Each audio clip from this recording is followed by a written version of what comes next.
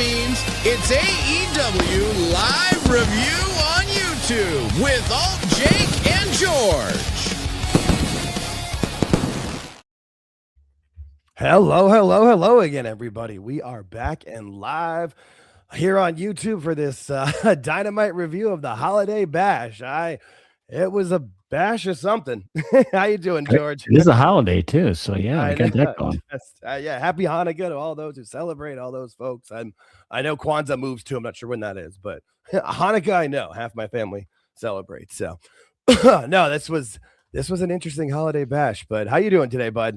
Doing good. We'll BS a little bit first before we got to get into it. And before I do forget, thank you to everyone that responded to the episode 43 beginning that we talked about there for a while.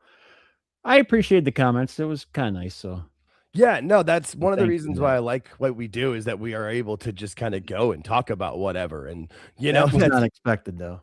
Yeah, no, I wasn't either. I was surprised. I mean, we got a lot of reaction last night, and then I woke up this morning with more YouTube notifications than I regularly see. That was really cool. And I don't even think I've responded to everything yet because I've been kind of busy with stuff, but I want to. And thanks. I saw people also saying they found us from hanging out with Awful and Dis, which is awesome because I really, really love hanging out with those guys. Thanks again for having me on last week on Toonie Talk Wrestling, and my two appearances with them on Dis is Awful so far. That's been a lot of fun. Really like hanging out with those guys, and glad people have found us. If you're wondering what I'm talking about, just go to episode 43 and listen to the first 10 minutes. You'll yeah. No, that was fun. Say ask people in the chat. No, Ewan Awful is not here. I always ask him if he wants to go. Let me know, but he's usually pretty busy, and he's got to save his reviews for Toonie Talk, which I get. We got Mike Sauce in the house today too. Good to see people for sure. Thank you everyone that shows up to the live chat, but most importantly, thank you to the people that watch us on replay. Yes, any format, whether you listen to it on a podcast, on your phone, or on YouTube later on. We really appreciate it. Thank you.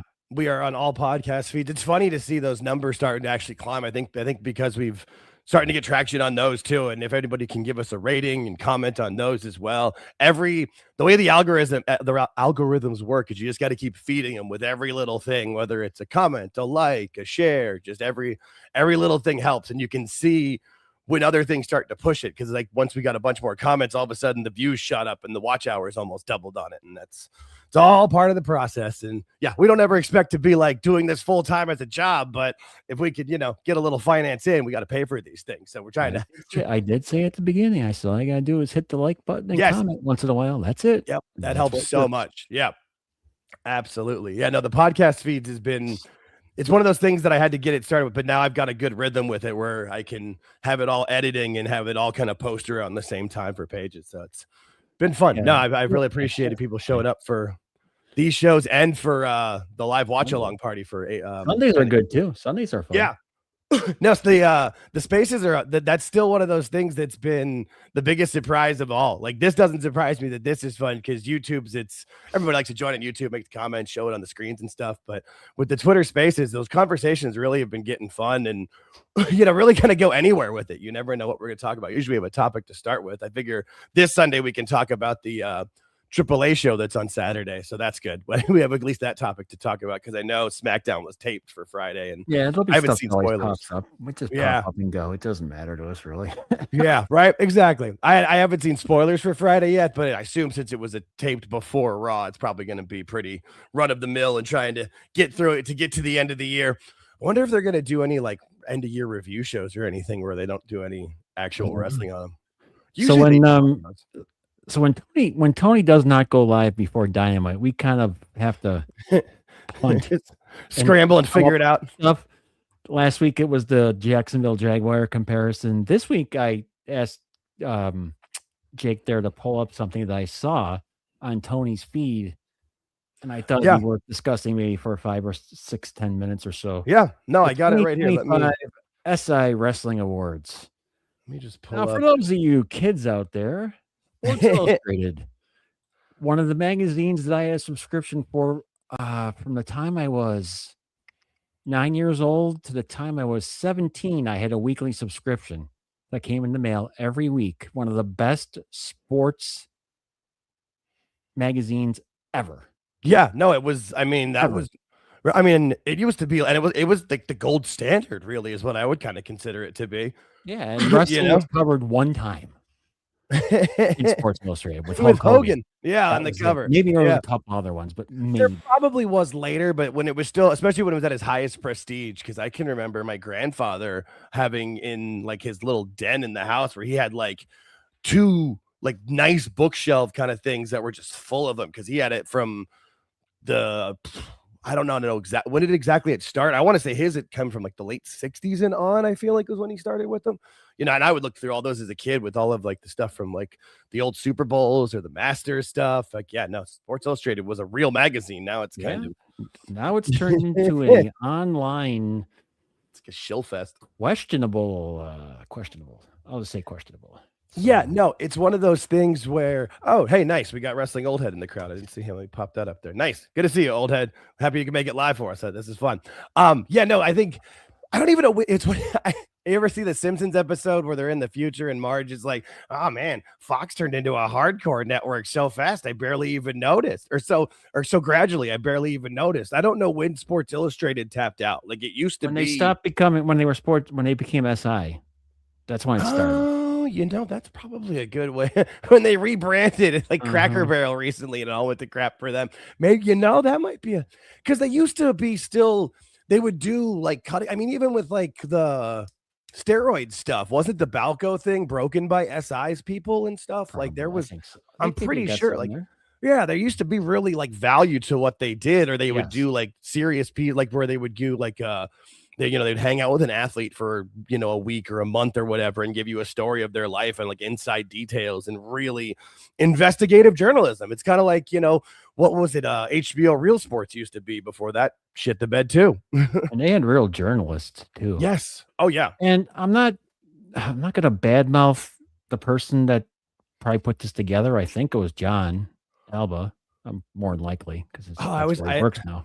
Okay. Well, and I know he's not really does stuff too. I'm just saying, I don't want to question his judgment on this, but I can tell he's all over this.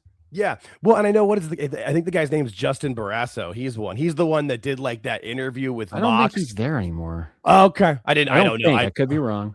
I don't know. The last thing I knew was remember when they talked about it. And I just remember Cornette and Last making fun of it, where Mox did the interview, like they did it through Zoom, and it was like 3 a.m. and he's still bleeding on the couch, and I'm gonna get like being super cool guy. That was because it was such funny. A puff piece, and that was Barrasso. Yes. And so I was just imagining Barrasso and Alba together. Just we gotta this one and that, because they're just the super uber nerds about it. Or like John's a good dude. Like I used to watch him. I used to watch him do some other stuff, not wrestling related. So I know what he was about. He's a good sports guy. He's a good sports journalist. And then something happened where he likes AEW and likes it a lot. Yeah, and there was a point at the beginning of it where, like, especially when he was still doing like at the early in the 83 weeks with Bischoff, where it was more like a devil's advocate thing, and he was trying to support them with it. But just like almost all of them, it takes that turn to where they know what they're watching is bad or like objectively not as good as it could, but they just want to like believe AEW is better. They just have to believe it is, and it's a sicko mindset. I hate to use their terms, but it's perfect for them. They just change. And I've seen or heard it with a lot of different people that they just want AEW to be better. So they're just going to tell you that it is. And they'll tweet those things of how these things are great in AEW, but the same thing or comparable in WWE is terrible. Like, it's weird. I mean, I don't know his name's associated with it, but I saw him defending it. So I'm sure I didn't. Let's go through them real quick. I was gonna say you gave me that. We'll go from the what? Do you want to go top to bottom or bottom up? Yeah. So first one's kind of funny. Yeah, and I mean promotion of the year. I mean with the word promotion, like promotion. I just have they made $1? Like, yes, they make some money, but with what they're spending, like their gross is bad. Like they're just bad. You know what I mean? Like. The promotion of the year, how is it not WWE, and how has it not been WWE since what, 2022, maybe 23? It's strange to me because even if you don't like WWE, what were their categories? You have to give something like what they're under. TNA's under working with WWE, so that's a thing. AAA's working with them, so that's a thing. So that constitutes them as promotion of the year. Yeah, I don't know. no, I was curious. I'm trying to pull it up here on another screen of what their reasonings were. Like, what did they use? You know what I mean? Like when we did the PWI top 250, like, there was, they had a time frame. They used wins and losses. They used whatever, and this just gets right into their article. Okay. There's no, it just starts gushing about done online more than likely. Yeah. No, I was just wondering if they gave us a reason. Yeah, no, there's literally the thing just glazes. Congratulations to this, congratulations to that. Yeah. Wow. They do it. I think they do it. They do it every year. They do it every year, like in the end of the year thing, which is fine. Yeah. Which is fine. No, I just wondered if there was a criteria. You know what I mean? Oh, and they're actually, I can, I'm on their website. I can see what they had last year, the year before. So yeah, promotion of the year though for being AEW. Like how? I'm sorry, I don't. It's an interesting call. Planet? It's a bold statement to throw out there, just because. I mean, it's a bold plan, Cotton. Yeah, even if you think they're good, and yesterday's was okay. The show, we'll get to that later, but overall, they're not as good as WWE is right now. And WWE is not as good as they were a year ago at that time. So it's all changing, but they're not as good. Yeah, no, you're right, and it's one of those things where I know that WWE is not as hot as it was, but there's no comparison. So I'm looking up here. So yeah, I've got their post on their website. So the 2025 runners up in this order were CMLL and WWE, and the 2024 winner was WWE. And yeah, I think they just have different people selecting. I would almost bet if you looked up these awards, the Wrestling Observer Awards, that's why I wanted to point that out. CMLL caught my eye. And this section of the article says it's written by Zach Haydorn. Don't know who that is, but shout him out. I'm on the takedown on SI's website, and that was the promotion of the year. So I don't. Yeah. Okay. Once I first saw that, it's the first thing I saw was that, and I was like, okay. Yeah, right. Well, just the first three. I stopped reading. Twitter. Yeah, I stopped reading after the first three, and I was like, oh yeah, this will be fun. This will be great. And yeah, female wrestler of the year, Mercedes Moné. Runner up was Toni Storm and Io Sky. 2024 winner was Timeless Toni Storm. It's so weird. It's oh god. This Toni Storm's shtick is long since past, which we've discussed at nauseum. And Io Sky, of all the WWE women talent, you're going to pick her. Yeah. No, I fully, wholeheartedly agree. No, and this section of the article was written by, and I'm not kidding with this name, Lyric Swinton. Lyric Swinton. I just like with Lyra Valkyria. And then we've got male wrestler. I would have not picked Mercedes. No. I mean, it's hard for it not to be titles, it's hard for it not to be Naomi or Stephanie Vaquer in my eyes, because Vaquer's rise has been amazing, but until Naomi got pregnant, I mean, from that heel, she was awesome. Like, she was great through all of that. You know what I mean? Like, I don't know. Yeah, and I mean, and again, like on big, I wouldn't give it to Vaquer because she hasn't been up long enough. But yeah, I don't think that's why I was just trying to think quickly. Like. I mean, I don't. Especially with, again, Mercedes has got the mid-card title, and that's all she's got. Yeah, male wrestler. Yeah, what's up? It's just weird. It is. No, this caught my eye. I was like, okay, I'm got it. Yeah, I stopped right about here, and I just told you to get it. Yep, no, and this is good. No, and I'm going into this blind, and this is great. No, and then the male wrestler of the year, also selected by Lyric Swinton, is Hangnail Adam Page. And I saw a comment here. Where was it? I saw somebody put it where they had odd choice. Yeah, right. No, because I think Hangnail. There are so many.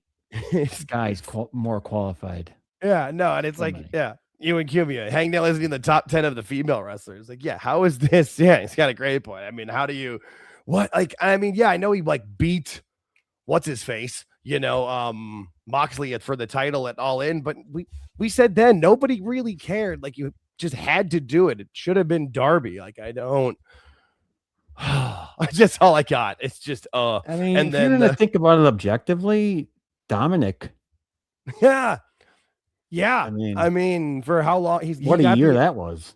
right? He got the Intercontinental title at WrestleMania, only dropped it to Cena for 2 weeks, and then he's had the CMLL title, or the CMLL, the AAA title for a long time. He's been a major part of Judgment Day. Like, and when on Liv TV every week, yeah. right, and when Liv left, there could have stalled him out because they were such a hot act, and he just kept on rolling. And then when she came back, she just picked right up with him. Like, there's a lot to be said for that. You know what I mean? Being able, I would have had Paige probably outside my top 15.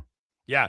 I mean, and then I'm looking at the runners up. The first runner up that they've got is John Cena, which I could see that because everything he's done has been big, but it would be hard for me to pick that one. And then they have John Moxley as the second one. And it's like, oh, good God, no. You can you can see where this is. Yeah, no, you can see why they're skewed in that way. Last year, the 2024 winner was Cody Rhodes, which actually that makes sense. You kind of had to give it to Cody after finishing the story. Yeah, even these people couldn't. Right. You can't deny that one.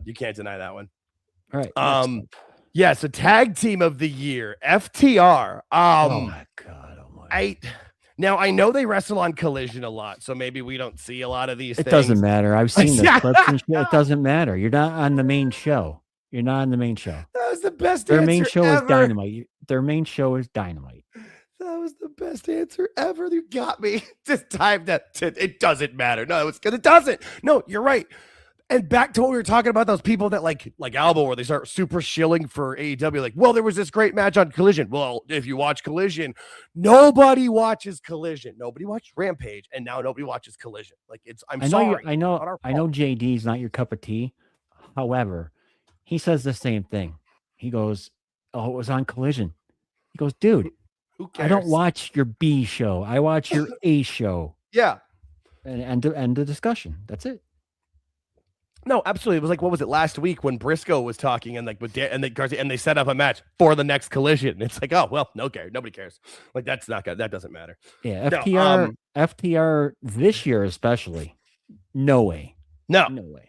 No, and I know tag team wrestling has been down, and we can try to think of who might be a better fit for that. But the Young Bucks are better than FTR right now. It's funny you say that because that's their number one. That was their number one runner-up, followed by Brodito, which is who I was gonna say because they seem to have gotten hot. Not that I'm a big fan of them, but they've been fairly hot and entertaining to them. Yeah.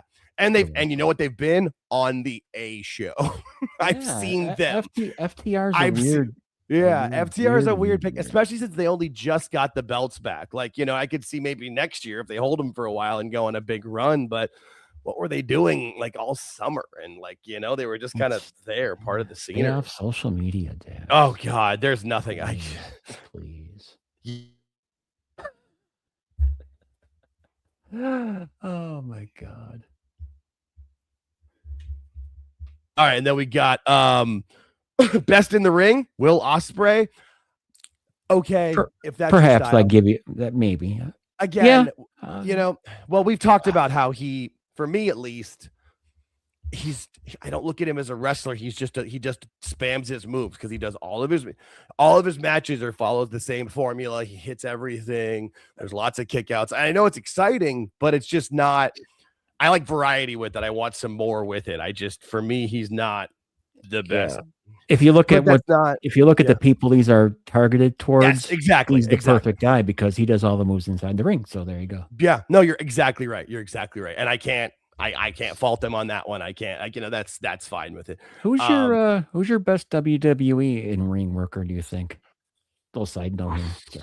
No. That's a good question. Oh, because I mean. I think CM Punk's up. I was good. Damn it. That was literally, I was like, honestly, I feel like it's CM Punk right now. You know, I mean, since you say that, I'll say Cody because I do think Cody's matches, like he has different styles of matches, like why we said he was perfect for Obafemi.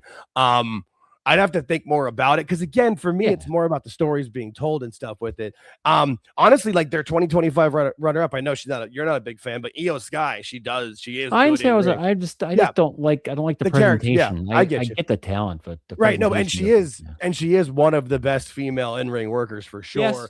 You know, and then their other 2025 runner up is Takeshita. Takes And good this in the ring, one, so this one was selected by John Alba. You were right about that. He did pick. So it looks like they gave it to certain people to pick certain categories, but this was written by John Alba. I didn't know that. That's funny. What is it? Best on the mic? Timeless Tony Storm. That is okay. That's okay. I don't know if great. That's great. Kyle Fletcher on the mic is great for them, for that group. AEW, he's probably the best on the mic. Overall, again, CM Punk's great on the mic. Paul Heyman's great on the mic. I mean, they're going talent wise, I guess. I get it, but Becky Tony Lynch Storm, has cut some amazing promos. Drew McIntyre has cut some amazing promos that have kind of meant something. You know what I mean? Like, yes, Punk again was my first choice for sure, especially this year and last year too with freaking Drew. Oh my God. Punk's amazing. Honest to God, I don't think Tony Storm would come up in my top 25. No, not anymore. Like we said, at the initial part of this gimmick, and if they hadn't run through 2 years of storyline in 6 months, the gimmick could have worked, but they just ran through way too much. Way too much. Like, it's just who picked that? Rick Ucchino. Who I've seen him online. I'm sorry, Rick, but I disagree strongly. Yeah, no, that's bad. And their runners-up were Hangman and Becky Lynch. Yeah, Tony Storm's not even close. Logan Paul's not a bad one either for that. For what? Not even that he cuts a lot of promos, but he's good on the mic. And Dominic too, honestly. Dominic's great. Like, he's picked so many more. Even AEW, AEW talents you could pick better than Tony Storm. Yeah, Samoa Joe cuts great promos. Hangman Page cuts the same promo every time. Like, that's having him even as the runner-up is embarrassing. It just really is. Yep. So now this one I might be able to actually see. Breakout star of the year, Kyle Fletcher. This one I might be able to agree with because Dominic really broke out last year. This year was really more like you might be able to put him as wrestler of the year as opposed to newbie. Because we watch NXT so much, like Trick Williams, Obafemi, there's some stuff in there, but they're not going to put them on here. There's no way they're going to give anything to NXT. Right. No NXT. Yeah. No, like you said, like that it's for the way this is done, like obviously they're skewing to AEW. They might have to give a couple of things to WWE, but they're not going to give anything to they don't even give anything to WWE at all, I don't think. Like they've got them all as seconds and thirds. Like this is why I had you pull this up. No, I didn't really. Yeah, no, this is really bad. And so their 2025 runners up are Dominic and then Javon Evans, who Javon's another one I could see. But saying if Dominic's nominated in this category, which he shouldn't be, but if he is, he has to win it. He won the IC title at WrestleMania and has been like headlining the biggest AAA shows of the year, has been on like major NXT shows, both SmackDown, Raw, multiple pay-per-views. He had the stuff with Cena like this. If he's in the running, you got to give it to Dom. Oh my God. I have no problem with Fletcher though. We've always been in the corner of Kyle Fletcher, small ears and all, but he's got talent. At least I'll say they did have the 2024 winner, right, of Jacob Fatu. But I mean, also I'm hoping Braun Breaker was the backup in that one, or the runner. Now, what's not on here but is on this list is comeback performer of the year, Ilya Dragunov. They have him as that. I don't see that on this list here in front of us. I don't know how many people came back. Yeah, that's fine. Yeah, no, he came back. I mean, he came back kind of recently, but I mean, yeah, right. It's kind of one of those things with it. The 2025 runners up were Becky Lynch and Bandito. And I just have to laugh because wasn't Bandito's comeback where he got hurt on a Ring of Honor that nobody saw? Yeah, he jumped in the ring, did a backdrop, and clocked his noggin. For a moment, I was like, "Oh shit, was that Commander or was that no?" But it was Bandito. I thought so. Yeah, I just happened to be on this list here in front of me, and yeah, they had a comeback performer of the year, so might as well put that out for it. Storyline of the year, we've got Hangman Page versus John Mox versus what? This is a tough one because I mean, what if there's a storyline in AEW? If you're going to skew AEW, where do you go? That means you kind of got to go to WWE almost by default. Yeah, no, because the storylines in AEW are kind of weak. I'm using weak weekly, right, by the way. and even the kinda is. Oh, there's way more things on here. There's a couple more awards on this list that we can talk about before we finish it up. Yeah, no, they've got here, and their runners up are Toni Storm and Mariah May. Wasn't that last year? How long has Mariah May been in WWE? And then CM Punk and Seth Rollins. And last year was obviously Punk and Drew. I was going to say, I'm like, I know that not everybody likes Rollins and stuff, but I mean, that feud has been hot all year. I mean, the Rollins heel turn at Mania, they built up to it, getting to Mania. You went past Mania. I mean, like, that was real. That was good. Yeah, there's been much better feuds than the one they chose. Yeah, right. I'm with you. So then they do have heel turn of the year, which they put Naomi, which I will give you that because that is also, I'm good with that. You notice the ones that are WWE aren't in print though in front of you. They're not. I was shocked that they were in front of me here. That's why I'm glad I pulled this up. I just did this to give. I want a justification. I'm like, I need reasons why you picked this shit. Yeah, there's a reason why I picked this screenshot. Yeah. No, not you. No, not you. Yeah. Oh, you're right. No, for what? There's a reason why I asked you to pull off of Tony Khan's Twitter. Yeah. There's a reason. Did he Photoshop them boys? Jesus. And tell me he's not more like Vince McMahon every single day. The runners up for the heel turn of the year were John Cena and Becky Lynch. Okay, I didn't know it was there. That storyline of the year too. We've got the Hangman Page's redemption arc for the storyline of the year. How can you have the rivalry of the year and storyline of the year be the same thing? Like, I don't. They're classifying the redemption arc as different. I don't. Huh?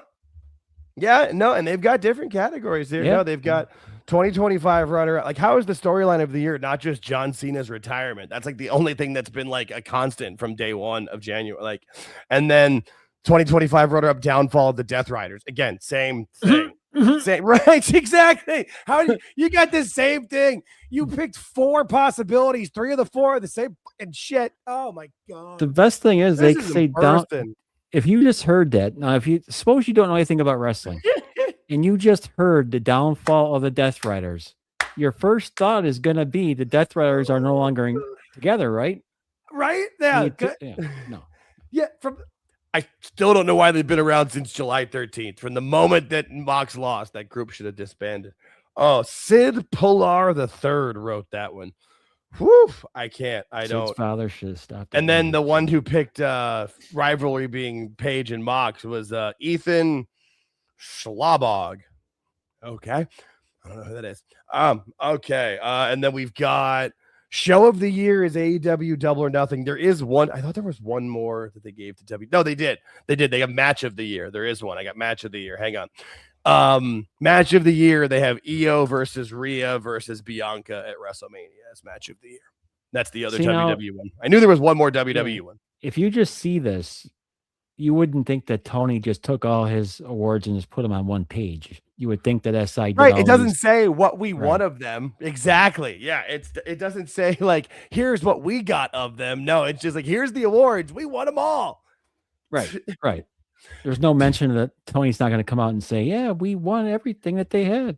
Do you wonder if his assistants show it to him like this so he feels better about himself? I don't know how they did this, but so he feels when I first saw this, I thought this was the whole list. Yeah, no, I did. I did too.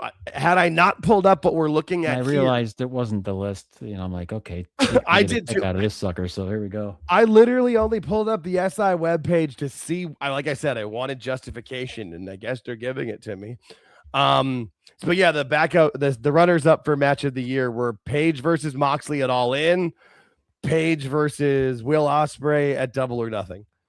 They really like Page. Rick Ucchino again. Okay, so Rick Ucchino just really maybe Rick Ucchino is a recovering alcoholic and he really identifies. No, I'm just saying, hey, maybe he's a recovering. I don't know. He just seems to really, really like Hangman Page. Match of the year last year was Danielson and Ospreay at Dynasty. I don't know. I got nothing. So show of the year being Double or Nothing. Oh, okay. All the AEW shows run together for me. I'm sorry. It's Double or Nothing's their WrestleMania, right? No, All In's their WrestleMania. It's the one they do in the stadium, right? I mean, if you're doing it in the stadium, it's got to be a WrestleMania. Technically speaking, you're right. Right. I don't. Yeah. I don't know. So WrestleMania doesn't count as show of the year because it should be almost every year. You would think, right? Unless it really sucked. Yeah. I mean, I think a lot of people found reasons not to like Mania this year. I guess it was the 2024 event of the year was WrestleMania XL. I think you kind of had to. With day 2, you kind of had to. 2025 runners-up was the first runner-up was WWE Evolution, and then All in Texas. You know, Evolution was that we talked about that with that show being like surprisingly good. Like we were both like we expected it to be good, but like it was great, and like the stuff with Naomi. That was that where Naomi cashed in? I feel like. Yeah, that was that. I'm pretty sure that was that with Io and Rhea. I'm pretty positive because Anthony talked about that. One of our guys in the replay crew, and he'll comment on this part of it for sure. I'm pretty positive it was there. Io and Rhea were having their match for the title, and then Naomi ruined it and cashed in, and Rhea still hasn't beaten Io. Pretty positive. But no, that's their. Oh, and then they had the 2025 Legacy Award they gave to John Cena. There you go. Okay. I'm sure he's really excited to have that wonderful award from SI. The big plaque comes from UPS and he puts it up on the mantle. Oh man. Yeah, no, but that's not Tony Khan, like, hang on, let me not have this on screen in case they go off a wrong page. But he posted it as on behalf on behalf of AEW, thank you fans who watch AEW, and thanks to the journalist panel that voted AEW as top company and recognized 8 top AEW stars, with AEW winning a total of 10 SI Now Wrestling Awards in 2025. So he doesn't make any mention that they didn't win all of them. He just I would have had more respect for him if he would just put all the awards up there. Right? Me too. Every single one. I've been fine. I've been okay with that. Right, exactly. I don't know why he wouldn't have done that. That doesn't make any sense. But I mean, again, like when Vince, when there's certain times in like a rivalry where like you don't mention him on TV or whatever, but to act like you're the only people that were in, because I definitely thought that, because I don't pay attention to these award stuff. I don't pay attention to like the Oscars, the Grammys, or any of that stuff either. That doesn't matter. None of that matters to me. But had I just seen the post like you sent me, I definitely thought it was AEW getting a clean sweep, and that was not a clean sweep. Yeah, and see, that's and that's what I was thinking. People thought with the ending of WrestleMania it's disappointing, and like how like there was parts that were good, but it was. Yeah, I guess we have to start doing it. I'm sorry. Well, hey, what's up, LC Killer? I'm just trying to say hi to some people. Double or Nothing was their first actual branded PPV. Yeah. No, I mean, well, we can at least start with one more fun thing of it here before we kick off. I saw this. You told me this earlier, and I don't understand this, so we're going to see what the hell this is. What this was footage of Tony Khan before Dynamite talking to the fans. It's 49 seconds. I saw maybe the first 10, so I don't know, but why not? It'll be fun because we don't have. I mean, the show ain't that great, so it's the sound on. Sound is up. All right, here we go. I know Renee's part of it too. In that lovely, direct English way that you guys have of bluntly talking to people, why don't you tell the club holders to get down here on my behalf? The arms. Get your drink and get down here. Let's go. So I think the middle section? The club level. Okay, well, I think it's starting to fill back. That's good. All right, ladies and gentlemen. Okay, I know what they're doing. He's trying to fill back in the seats because they're about to start taping. Yeah. Which every promotion always has done. It's fine. I've never been at a show where I've seen this part. Okay, story. No, I went to a live. I think it was Nitro in Buffalo. It was sold out. We were downtown for the day. Sold out event. Snowstorm hits. Snowstorm comes. Okay. We happened to be downtown. Travel ban was in effect. Nobody can get there, but about a certain select amount of people. My seats were on the camera side. So what they did before the show was they scooted everyone over. Yeah, I could see that. Yeah. Everyone came over to the other side, and it was sold out. They said it was a sold out crowd. You'd have never known the difference when you watched it on TV. Right. No, and I was gonna say, and we'll talk about when we talk about the show, the crowd looked good. And I think what they're doing is just like they've got people up and in the middle section and they're just trying to move them down. I just, Yeah, it's Tony didn't go live. I saw 50 seconds of Tony. I was like, well, let's go. I mean, we're like what, 2-3 weeks without live Tony? Yeah, 3. It's the third. I need my fix, man. Come on, Tony. Or, hey, donate if you're watching. We won't like fun of you again with your lives unless you keep donating. Like I said, I've never done a show in Manchester. It's going to be my first. I have a really good feeling about it. Let's stay in touch, and I come back out at the end. And if this goes well, you're going to be getting a lot of AEW events. If this goes well, yeah, that was weird. was that like a threat? Did he threaten that? Are you threatening me? Was that a threat? Like the fact he gave everybody his phone number, though. Stay in touch. Right? Stay in touch. Was that like a yearbook signing? Stay cool. Have a fun summer. But I get though. I get what he was trying to do. He's trying to fill the camera side up. That's fine. Yeah. I just saw Neckbeards had posted that, and I was like, all right, well, we got 50 seconds. I looked at it, saw it was under a minute. I'm like, perfect. And I didn't know we were doing the other part first, but we need our live Tony, man. We're not as good without our live Tony. I love live Tony. No, and then the Co-op Arena looked great though. They had so they're in Manchester and they had like close to 11,000. Now I've seen people say there was 14, but just take the W. They can never just take a W. Right? It's always got to be one up. They've always got to be better. Yeah. They had legit close to 11. 10-6, I think it was. Close. Just say 11,000. I'm all about it. Fine. 10,815. That's 11,000. Right? That's 11.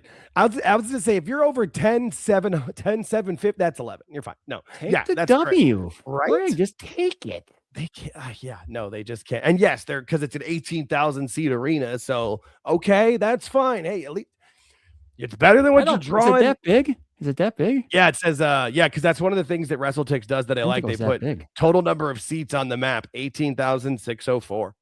I would have said 11 and been damn happy about it, which they should have been. Yeah, right? Yeah, no, especially like, okay, so I'm on WrestleTix site, so I scrolled up. AEW Dynamite New Year's Smash, Wednesday, December 31st, 2025. Tickets distributed, 1,484. Be happy with your 11K, bro. Yeah. Plus that's at, where's that at? The First Liberty Credit Union Arena in Omaha, Nebraska. He is making his people spend New Year's Eve in Omaha after being in New York City for the week before. Omaha? Interesting. Omaha. Oh my God, that's terrible. Whew, yeah, no, that's bad. I didn't realize. I just saw that was the next show up that I could scroll to, and the total number of seats for that one is 3,232. So it's obviously a small arena. I mean, the hell goes on in Omaha? Shout out to the people in Omaha. Not that we have any listeners that I know of, but still. But yeah, this was the Holiday Bash card. It was a 3-hour show. I mean, most of it was, or not most of it, but a big chunk of it was Collision. We both talked about it before. We both ended up watching like the first 20 minutes of Collision because it was on the TV part of it. I watched it on HBO. HBO it was Max officially like a 10-minute overrun. So yeah. Yeah, no, and I had on HBO. It was 2 hours, 8 minutes, like almost 2 hours and 9 minutes because it pulls up the timer on HBO Max. Yeah, and it's weird how they do it too. Like Excalibur's talking, and then he just stops. The screen goes black, and then Excalibur's talking again. It's just so weird. Oh, Anthony, you just missed us praising you. We talked about you earlier when you listened to the replay. We brought you up. We were thinking you were talking about the WWE Evolution match. Yeah, no, I don't understand this. And like also too, from what I saw on HBO Max, after the end of it, there was also like then the like previews to the World's End stuff where they talked about like building up to matches with it, where they show like their version of WWE vignettes and video packages that are terrible. Yeah, no, they put AEW on TV for like 3.5-4 hours last night because nobody cared on TNT. Yeah, I guess, but I mean, all right, I guess. Here we go. So I wrote down before, right when it started, I wrote this down. I've noticed one thing in Dynamite lately. there's been a lot more promos and backstage stuff going on than ever before. And they do them all in like chunks where it's like 2 or 3 in a row each time. You know what I mean? As opposed to like they'll do a match and then follow that up by a match and then have 3 different video or interview segments and then a match. You know what I mean? Like instead of doing like 1 or 2 in between matches, I don't know. It just doesn't. It slows the flow down for me. Not that there's a lot more though. It's not like it once was where they were all you're talking about wrestling. Yeah, wrestling. no, you're right. There's a lot of downtime, dude. Yeah, which is odd that they're doing that during the Continental Classic because these are just matches. But yeah, no. But they started you off with Mox and Roddy, which was something. I don't know. Like, well, you get the Mox sandwich. You get him at the beginning, and you got him at the end. No, he's got to be all over the show. And then, like, isn't it weird? Like, I know she can't be out during this because no one's allowed out, but like, Mox's heavy is Roddy's wife, and they have acknowledged it on TV. Like, it's just weird. And I mean, this match was fine, but it's what they do. Like, I don't know. I've been sick of Moxley for a long time. I saw my time hop the other day and it showed one of my tweets from like 2023 and I was like, Moxley ruins everything he touches. It was when Danielson was like this great heel and was doing cool promos and being a jerk to everybody, and then Regal showed up and they made him join the Blackpool Combat Club with Mox, and he's been from that point on, his run was garbage. Like, that was my tweet about that, where I was like legitimately mad about it. Maybe it's 2022. I don't know. But like, the end of the tweet was Mox ruins everything he touches. I'm like, well, more things change, y'all. I should retweet that later.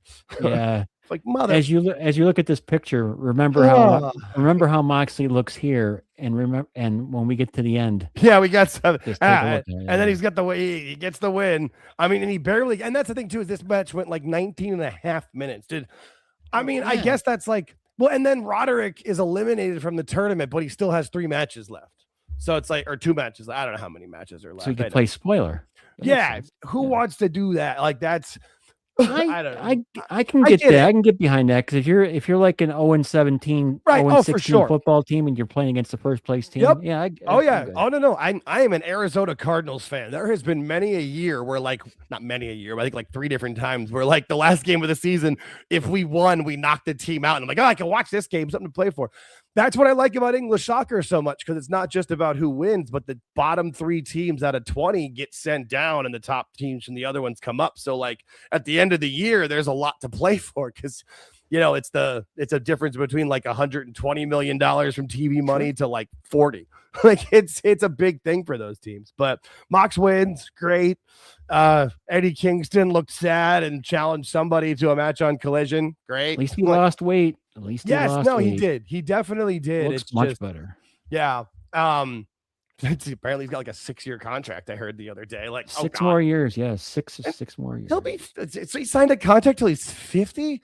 What is he, Hugh Jackman? He's going to keep playing Wolverine till he's 90? He's not stupid. I get it. There's no WWE knocking on his door. He's not that dumb. And he's like, and if I would think of it 2 ways.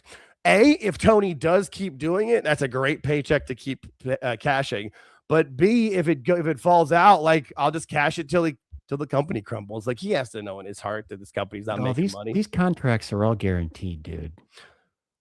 Even if the company folds? Oh, man. Like WCW contracts. Right, but those were, there was Time Warner and stuff. Okay, no. Trust me. Yeah. I don't know that for a fact. No, I can see it. Well, I heard there was talks of how there was some stuff being locked into, like, with the Jaguars and that kind of stuff with it. Like, not with the Jaguars specifically, but with, like, the Jaguars, like, business structure, like the ownership group, like the LLC. That's the phrase. And the beatnik. Yeah. The beatnik. Yes, thank you. That's it. All I can ever think of is Ned Flanders' parents. Man, Eddie Kingston's not stupid. He's getting high 6 figures and. Oh, definitely. I mean, for him to get 6 figures at all, he should be, and like for 6 figures at all for him, for his career, like, that's amazing. Good for him. I would have signed that. I'll keep signing, Tony. And then we had this match. Now, this is for $1 million. Isn't this the same? Was this the same $1 million? Same $1 million every time. Yes. Like the God, and like they had to tell you in pounds that, like, the US dollar's crappier than the UK pound. Like, we don't need to know that, man. I don't want to know that. And why does anybody use a Halliburton anymore? What's I don't the duffel bag? I don't know. I mean, maybe because like people think like, because $1 million is a bigger amount than you think, but like I don't know. I always thought it was the coolest thing when a guy showed up with a briefcase and did the lock thing and popped it. Yes, exactly. You get cool. like the Indian, put the light in. You get the Pulp Fiction look with the light. A duffel bag just looks like anybody. I travel with a duffel bag, but and I looked on your website. There's not one for sale. There's not a duffel. No, they're not. Oh, that I would have. I want an AEW duffel bag and I want an AEW medical shirt. Just don't get one of those hoodies from what we've seen. Those end up in too many mugshots. Hey-o! And then and I'll give in this. People in England were excited for this to see the Elite together. Yes. Like this got a big pop. They came out with the B Elite music, which I hate that music. It drives me nuts. But I say I get it. Sing something else, but. Yeah, I do too, and I didn't want to put it out here. Yeah, I think we're allowed to on this app, but I don't want to. No, exactly. But I just know that. I mean, and I'll give him that. This is one of those things where, and we said it back before when they were like starting to build them back together. Like they're going to England. That's what this is for, is those fans, and that makes sense because there is, there's a pop to that. They're probably. For one of the few times in this company's history, this probably did sell tickets. There probably were some people. They're like, "Hey, this might be my last chance to see these three guys together." Because we know, I mean, look at them there. One of the three of them is tan. Like Kenny's in decent shape, but he doesn't look too good. I don't know how that works. He's in shape, but he doesn't look good. Does that make sense? Because that's what it is. His body's just saying goodnight. Falling apart. Yeah, it's all right. As you would be when he does shit like this every match, you know what I mean? And that's his gimmick, and that's fine. I get it, but it's just like it's not gonna. There's only so long that can sustain, and that's what we're seeing is falling apart. Yeah, Kenny's in his 40s, right? Yes, I think he's around my age or a little bit younger. Yeah, it's probably time to maybe. Yeah. Well, he's doing the right thing. He's in like he's in tag teams, he's in trios matches, so he's doing the right thing. He's a year younger than me. He's 42. I knew we were close in age. And I'm like, dude, I wake up with like aches and pains and crap. And I can't imagine what he's got. Yeah, no, the one thing about this show, and I wrote this down too. I go, some of these matches are actually good and kind of compelling, always way too long. Yeah. Always like just 5 to 7 minutes too long. Like the crowds, there were a couple times in this one too. The crowd is at their peak. Yep.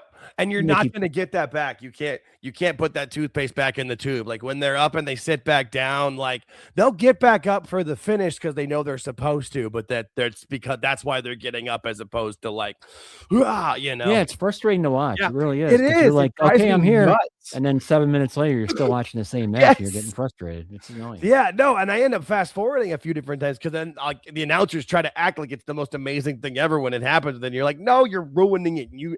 We all know it's happening, and it just, and then like when this went to like, I don't think it went to, did it go to 2 commercials? I don't think so, but I think after the first commercial, like I came back, I'm like, all right, we're getting close to the end of this here, and the Elite won, and there was fights for the money, and it was what it was.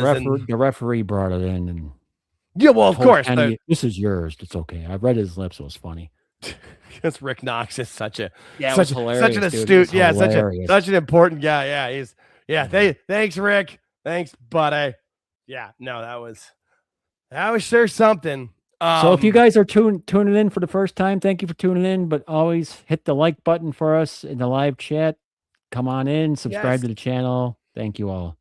And I'm so glad Wrestling Old Head put this up because I've had my notes, but I haven't looked it up as much because I've just been rolling with it. But this is what I want to know. Their collision is on Saturday. Is it the same collision or did they do 2 collisions? Did we talk about this before? I think that's what it is, Old Head. I think they're doing like one more UK collision and then coming home. Yeah, that's what it is. Yep.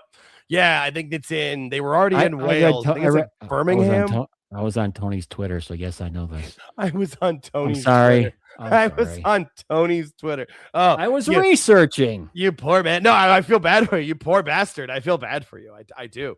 No, I do. That's rough. No, you're right. No, it's the Yeah, no, I forget where they were. We saw it before. They were somewhere though. It's somewhere else in England. Yeah. Yeah. Like Birmingham or something with it. But this match, like I said, this match would have been good if it was like 7 minutes shorter. I like every single one. It was all right for what it was. It was fine. Oh, that's probably what it was. I think you're right because I think we looked it up because they taped it today. Yeah. Thank you, Sauce. That is right. I knew we saw it where there was like you said before we went on air, like they actually had to work this week. They had to work like the Wednesday, Saturday, Wednesday, Thursday. Like they actually had to put real work in. Yeah. Yeah. So let's talk about real quick. What's up? What they should have done here is they should have done this tour at the start of the new year, so they could spend some time over there and do a proper tour of Europe because that's where their crowd is. And let's face it, they're getting 10,000 people. Yeah, they're going to get that. They're going to get that if they just do Dynamites. Yeah, for a month, just a month tour. You're fine. Right. No, and then on the plus two, I mean, just in a way of thinking it too, like people will have Christmas money. They'll be able to spend it on tickets for it. Then too, like you're not having your people having to work, like traveling to the UK before Christmas, and coming back. Like I know Danielson didn't even go because he lives on the West Coast. Like I know from Phoenix to London's 11 hours. A bitch anyway. Yeah. Jesus. Oh God. Yeah. And then they're in New York on the 20th and 21st, like so yeah, you're either going to a foreign country on around the holidays, or New York City, or Omaha, Nebraska. I still don't understand that. Oh, and then World's End is on the 27th. I forgot that too. Like Jesus, man. All right, actually doing something for their paycheck this month. So yeah, I mean, yeah, no, you're right. But I just felt like they were the family company, and they're not being able to spend time with their family on the holidays. And then we had this segment that came up next, which was probably the most talked about segment when I put on the thumbnail, because that's all I try to do with the thumbnail is just put like what was the biggest thing that happened on the show. Well, it wasn't being talked about when these three were in the ring. No, Holy and shit. This was long. This was going long. Yeah, I was just like, Joe is not digging this. You could tell he wasn't really into it. You could feel it. Hangman and Swerve are just, oh God, it's just terrible to watch. Oh no, I'm like, what's going to save this? What's going to save this segment? And then the lights went out, and the fans thought of it because it had been rumored that we were going to get, and MJF came back in his Hanukkah suit because he's, it is Hanukkah. Like not the act. He's got two of them. This one's more of like the professional one with like the. I thought it was gonna be Osprey. I'm not sure what I was not thinking MJF at all. I'm sorry. I had heard recently. Well, there was some, but I've heard a couple of times like, oh, MJF's film had wrapped up, but that didn't mean anything with it. When the lights went out, I guess because the fans started chanting MJF, that's where I leaned to it. I didn't really have a thought of it. I had the sound off during this part. Yeah, no, which is the smarter play. Honestly, it is. But yeah, a lot of times after we talk about this, I'll tell you why I turned off the sound. But let's talk speaking of, so did you have the sound on at the beginning though? My bad. I had the sound on to a certain point. So did you hear at the beginning where like literally I timed it because at 1 minute and 35 seconds, Excalibur tries to shoot to Renee. She doesn't answer till 1 minute and 43 seconds. It was 8 seconds of dead silence from them. He cuts to Renee and she's on a tape delay. Well, this show's got no. That's the reason why I ended up tuning out. Not that particular incident, but when they went to the segment where Renee was the roving reporter. Yeah. Okay. It's Renee AI, right? It's not really her. Renee AI. No, seriously. I went back and listened to it I went back and listened to it 3 times. There's no emotion. It just sounds weird. Yeah, no, I did. No, it sounded off. I honestly just assumed she was tired because again, all the travel, they got kids, all that kind of. And poor her, she's got to deal with Mox. Like, good Lord. You can't, I can't even imagine that. It sounded weird to me. Yeah, no, I get that. No, Renee AI. That's why that popped me because that's what I thought it was. I really did. No, that seemed very dead on. No, and MJF comes in and talks his crap and refers to Swerve as Diddy. Also, beforehand, like you talked about, they went on for a while. Like Swerve, what was the crap that Swerve was saying? I couldn't even remember. Something where he was calling himself God body or something. It got weird. The whole thing was just it was going weird. Thank God MJF came here because it just saved everything. Right. No, they needed something to happen. Yeah, it was just weird. Like, and yeah, it had a weird energy. Maybe it came from the AI, like that freaked everybody out. The AI. I don't know, man. But and then he called Hangman Seabiscuit, which I thought was great. But then of course he starts screaming at him again. Like he always does this. This was my problem before he left. Where like no matter what is going on, he has to get so mad. And I know he's good at it, and I agree that he's good at it. Just don't have to do it everything. It's kind of like when I talk about Ospreay. Yes, he's athletically talented. I just don't need to see the same moves over and over and over again. But maybe that's just me. But the whole thing was him come in and cash in. This is the MJF you need right here. This perfect. No, for sure. Talking crap, and I know I always said like I don't like AEW always bringing up WWE. I always kind of said they can. It was warned. It was good, and he's the one who can do it. Like it makes sense for him to do it. Plus, it was funny because he was mocking Swerve and Top Dollar. It was fucking hilarious. Exactly. Yeah. No, it was good. And I'm always happy to see him back, even though there has been some awful times in the stuff with I didn't like the brochachos and all that or whatever. But this, like you said, this is the MJF we need. But we don't know. I mean, how long is he back for? Has he got another movie coming up soon? I would assume so. I just kind of figure if I was him, I would like cash your Tony paycheck, but move on. Calling Swerve Top Dollar's flunky was pretty funny. Yeah, and the Diddy reference, that was good. Yes, it was good. No, it was good. But when he popped in the ring, I wasn't sure if he was going to join this, make it a 4-way, which again I hate 4-ways, but that's fine. Yeah, and I'm not a big fan of it either. My first thought was, okay, MJF and Samoa Joe, I can do that. That'd be good. Yeah, and I mean, I would think that would be the natural conclusion of this 4-way. Yeah, and I mean, the line where he said of like, I'm going to be like Michael Corleone and take everybody out at once. It's a good line, but no, you had all this time to come back and cash in, and you cash in for a 4-way seems silly. No, for sure.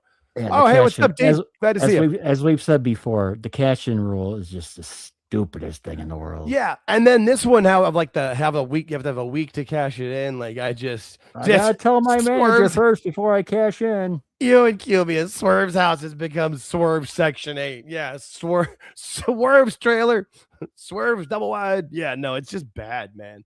Swerve, I know, like he's got his chains on, trying to be Billy Badass. I don't know. Like I said this a long on, then he blocked me for saying it because his Twitter handle is Swerve Confident. I'm like, if you have to tell me you're confident, you're not confident. I'm sorry. It's one of those. Who are you trying to convince, pal? And he blocked. He didn't even respond. He just blocked me. All right, well, my bad. And then speaking of people that I don't like, Mike Bailey. This guy, a little behind the scenes. I have to title all these pictures like put a number on them so I know what order to put them in, but then I give them a title just so I can have it. And this one I just put poor Kevin Knight. Like I feel so bad for this guy, like having to have these conversations and act like, yeah, we're a great team. You're tough, man. Yeah, when we go up against each other in the tournament, like this. Look at this guy. He's got a terrible mullet. Like, he doesn't even have his mouthpiece in, but his overbite is ridiculous. He talks. The mullet's an insult to the mullets. It really is. It really is. What's the accent? I can't figure out. No, I couldn't figure it out. Like, I'm listening to him. Like, where's this dude from? No, you know what? Let's look that up because I don't know. Because it's such. I mean, is it like it was off. It was really catching me off guard. No, Canadian. He's Canadian. Yeah, I was going to say but it's Quebec. That's it. So he's French Canadian. So he's French Canadian. Yep. Okay. Yep. Exactly. We both, yeah. Like, so he go banana. The crowd, they go banana. Yeah. Okay. Now, and nothing against French Canadians. Just that's an accent that's very prevalent. And I don't like this guy. And I want to be mean, but it's just, I don't like guys who wrestle barefoot. I don't like his style. He's small. He's just like bringing him in was just like more of the same. They need different, and this guy's just the same. Maybe I heard so much hype before he came to the company. Like I didn't know he was that small, and I didn't know I didn't know anything about him. So I kept hearing people talk about this speedball guy, like he'd be on the independent shows and stuff. And I'm like, okay, this guy could be something big. And then he signs with AEW, and I'm like, all right. Then I see him, and I'm like, oh shit, okay, never mind. Yeah, Ewan Cumia says the Renee AI is smarter than the real thing. Facts. No, yeah, this guy's terrible. Yeah, he's not a credible wrestler. We got Roberto Castro calling me a hero. I don't know about that, but happy to be here to make people laugh. No, but yeah, it is what it is. He's just nobody. I don't know anybody who like this introduction has made him a fan. Like if you were a fan of him before, you're a fan of him now, but knowing a fan of him now is like, oh, this has been a cool stuff to see. Like it's just the same stuff. Like what makes him different than all the other mid-card small guys? And like Kevin Knight's actually got talent. He's got size. He's good, but buried with I don't know why he's picking up with this. I don't know. I don't know. And then we had this match where all right, so we got to get all the ladies on the card. There's got to be at least something on this 3-hour show. We get ladies in here, and like this was it. This was bad at a whole different level. Like I had no justification to really watch it, but I did. I did It's for weird. the sake of this show, but They was this it bad? They just had this tournament, right? And they put them all in this. Now they're all going to come out and team and wrestle. What is that? Yeah, exactly. We're gonna team. We just put them all in this long tournament through it.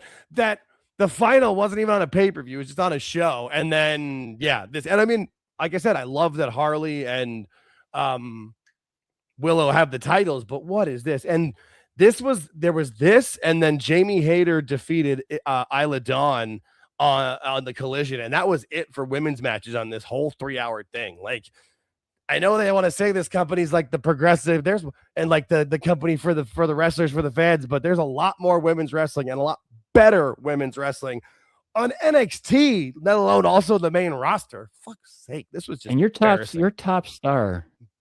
Mercedes, as voted by your people. As voted by your people, yeah. She was in this match, I think, for 3 minutes, maybe. Yeah, with her fake CEO chant. Like this. Actually, in the match. Think about how long she was actually in the match, in the ring. Not more than 3 minutes. No way. Yeah, no, I honestly, I'm trying to think of anything she did in the match, and I got nothing. And honestly, so AEW normally uploads a picture album from the show, usually like 12 to 15 hours after. Usually I've got it by the morning so I can download pictures so that we can put them on this show. They still haven't uploaded last night's show to here because I guess something with the international travel. I'm not sure. And normally I can just then go on Twitter and do search. I couldn't find squat from this match. I could find like video clips, but I'm not showing that and getting us a copyright strike on our live. It was rough. Thanks, but no thanks. No, it really was. No, and then the heels won. Okay. No, this was. That's all I got. It's just a deep breath. I will say one thing. Athena has taken whatever criticism people have given her about her body. Yeah, I guess. I was gonna say derriere. She looks really good. Like she does. She has gotten so into talented. shape. She looks really good in the ring. I'll give her that. I agree. No, I fully agree. She's buried on Ring of Honor, and they're like, she's been the Ring of Honor Women's Champion for like 5 years, and no one sees it because nobody watches Ring of Honor. 1,000 days and counting, or something like that. Right? And yeah, and like when they said she was the champion, it was she's like forever. Oh, we got Dr. Gina in the house, and start writing better for the women. That might be the biggest reason why I love NXT so much, is because it's not even the women that are involved, but there's good stuff for everybody, and it's fun to watch. And this was not. That's all I got. This match. You gotta have women that can work well too. Megan Bayne is terrible. Right. Terrible. And like with her size, there's got to be somebody in this company where they can put them as like. Is there a good worker though? That could be like the worker, the mouthpiece that like talks all the crap, and then Megan's the heavy. Like, I don't know. Listen, Maria Schaefer's in it though. There's a reason why every time there's been any kind of controversy in the women's division, that Megan's always in the middle of it. So WWE had a chance to grab her, remember, and they didn't. I still remember when that was going. There's got to be a reason. Yep. I'm guaranteeing that's the reason. I always said, people are like, gosh, there's got to be something wrong with her. All I ever said was she lives. She doesn't anymore, but then she lived with Joey Janela. Yeah, they were a thing. But I know that. Look, I've got Joey did well for himself. Megan Bayne and what's her name? Penelope Pitstop. Yeah, all right, Penelope Ford. I forgot about that.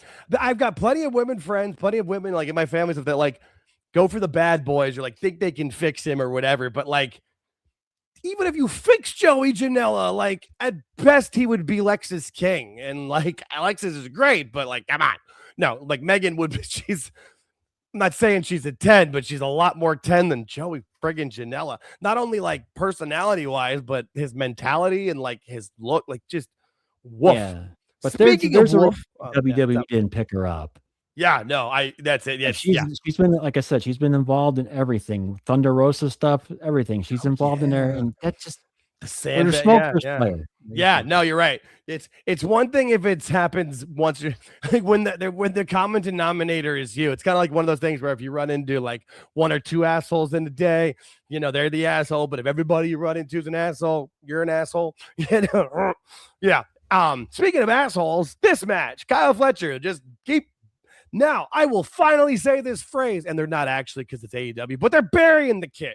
He lost last week, the fucking speed, and then he loses the oh god. So this is all tournament stuff. So I know, but then don't put him in the friggin' thing or just have him dominate. I know he wants to make it like exciting for the finals, but very rarely does Tony have somebody go right through it. I know, and if he does, it's Okada. I know, but just even have a draw or I don't know. Like, there's been no draws. Yeah, as far as I know. No, it's they're saving that for something interesting. I guarantee. Yeah, they'll run it with. I don't know, but just Fletcher's the one kid, the one where I'm like, yes, this is a talent. Like, invest everything in him, and like they weren't going to have Pac lose in front of his crowd. That wasn't going to happen. He's from Newcastle. The crowd was all in his corner the whole way through. Even the announcers, the hometown guy, all that shit, whatever. Hometown, he's from Newcastle. It doesn't matter. Anyone watching in America, they don't give a shit. I know, but Newcastle's closer to Scotland than Manchester. The one person in the crowd that knows is you. Yeah, Nigel. Nigel knew. Nigel was there. No, I know, and I don't care. I don't Tony's care. Like that. He's not like Vince. I know, but just in this case, haven't beat anybody but Kyle. I don't just. I called this before it started. I'm sure I wasn't. That's the thing is it's one of the things I wasn't surprised. You know, I'm not even mad. I'm just disappointed. Just like, and I knew it was gonna happen too. Like you knew it was coming up, but it was just like, really. Are Fletcher and Okada in the same division or no? Yeah, they are. Didn't they already have the match? Didn't because Fletcher beat Okada, didn't he? That was the first match. I'm pretty sure. I'm just wondering who's going to be in the finals of this thing. Well, you got to have like the semifinals of each, yeah, or like I don't know. Yeah, so they do some weird crossover thing, don't they? Yeah, right. I thought so. Like the semi blue goes against the semi gold, and then the other. Yeah, like there's like the top. Like I think it's like the 1 and 2. Like so, there's top 2 of each division. So number 1 faces number 2 of each, and then that's the semifinal. And then there's a final. I don't know. I don't care. Like again, it's Sudoku. We've talked about it many times. Where it's just like, I got. Yeah, losing the Pac's not the worst thing in the world. It's not. It's not a Pac. It's just because he lost last week. I think I'm still upset about the speedball. Mike Bailey lost last week. Yeah, that one I could see. That one I could see. Yeah, I'd rather had him like draw that one at least and then lose this. Fine, but just is what it is though. And then honestly, when MJF came back, I was wondering if he was going to also throw himself in this because he's the only one who's won this so far, right? Like as far as my understanding, no one's ever had besides him. That's what I thought. So I just kind of assumed he was going to throw himself into this mix too. Just like somehow he's going to give himself like the last entrance or something. But I guess it's not the casino gauntlet thing. So everybody comes in at the same time. Right. But I mean, okay. But this was bunch of gaga, bunch of goo-goo, bunch of, you know, spots. And everybody goes outside the ring too in a battle royal at different points. But okay. I don't know. Just it was one of the worst battle royals I think I've ever witnessed. And I'm being generous. No, because there's no real star power in this at all. No, I'm trying to. I don't even have like the list of who was all in it, but it was like 13 guys, maybe. It wasn't that many. Like all of a sudden, I was like, oh, that's it. Yeah. I mean, like you had, you know, Brodito, Bishop Khan, you know, yeah, Josh Alexander, he was gonna win. You know, Shelton Benjamin was in it and didn't win. Mark Davis, there you go. There's an important wrestler, Mark Davis. Yeah, there's no star power in this.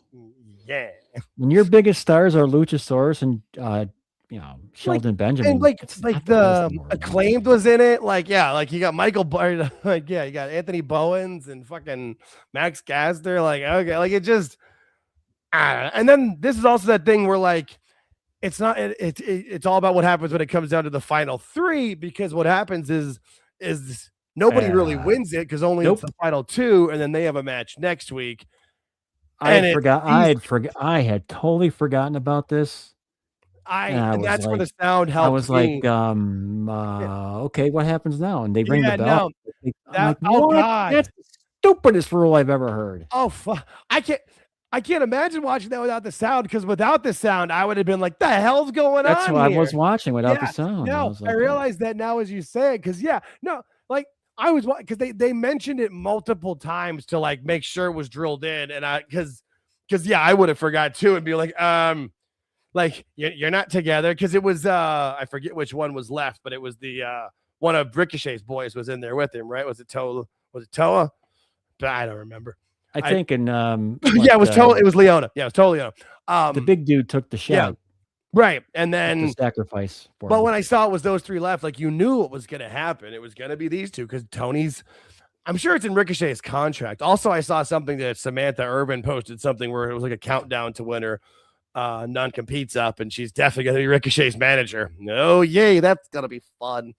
But my final thought on what's that? No, here's my final thought on this show. Yeah. So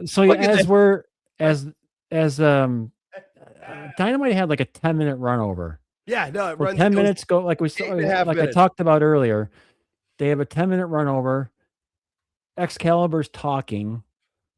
He stops talking. Screen goes black. Goes into collision. He starts talking, and then we see this. No, it starts actually. No, it with starts. Orange Cassidy, but I don't really care about how it fucking did it. I saw this and my TV went off. Yeah, it was the Orange Cassidy. No, it starts with the Orange Cassidy Mascara Dorada, which was the clips that went around online where the crowd was actually laughing at them because it was just silly.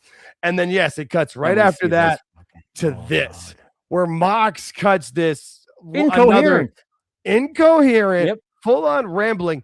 And there was no pictures of this online that I could find. And when I paused it to grab a screenshot, this was the first thing I paused on. Look, you can see him, because the only thing that made sense was at one point he said, the longer this tournament goes, it starts to prove things about people. And he has a moment where he's trying to act of like, oh shit, I'm getting exposed, because that's what's happening with this tournament.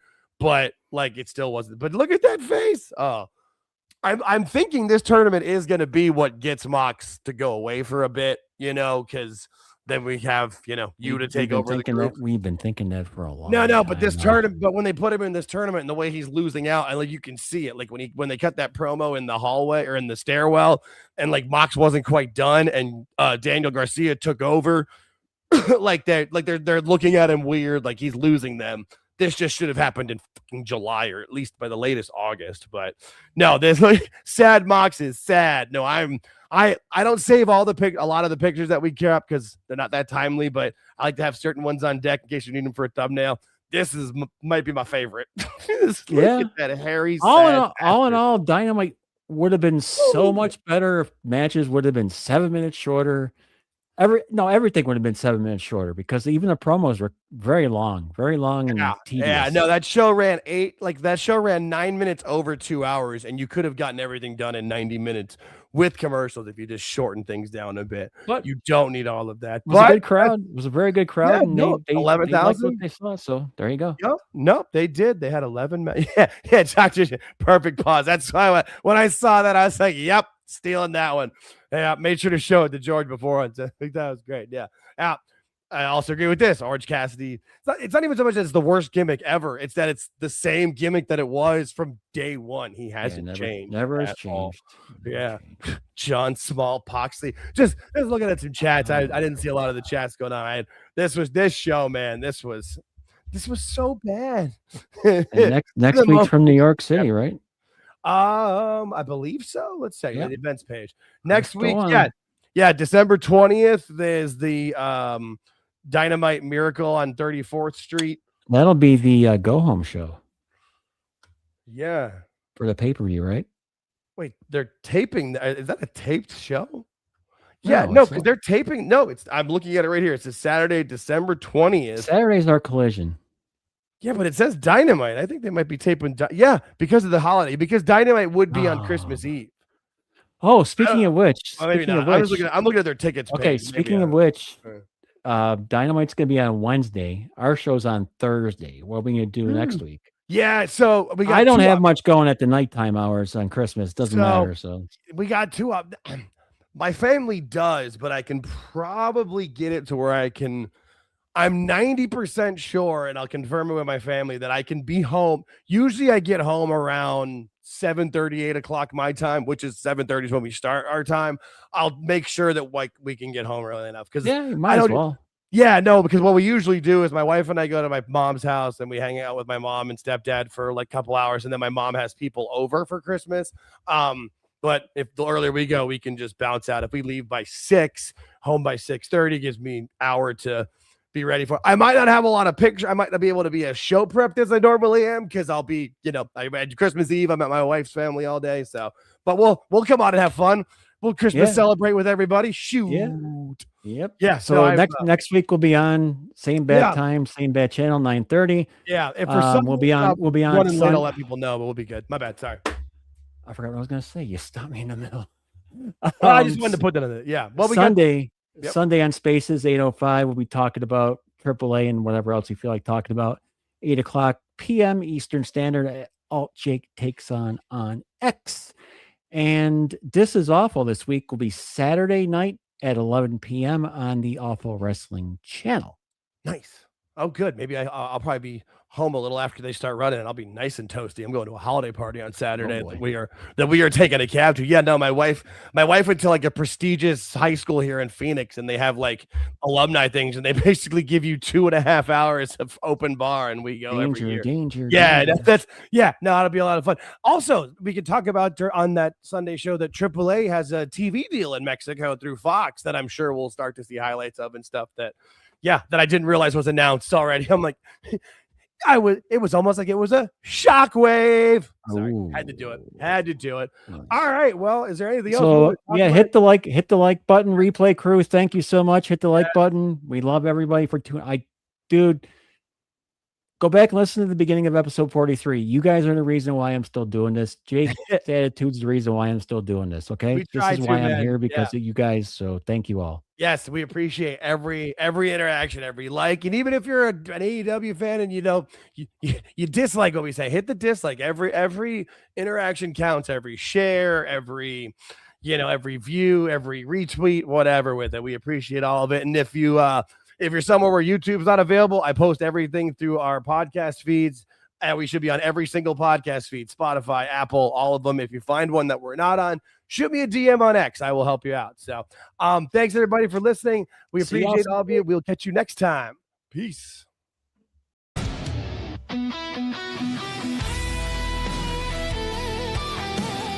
We appreciate you making it to the end of the video. Please hit the like button and subscribe if you haven't already. Thank you.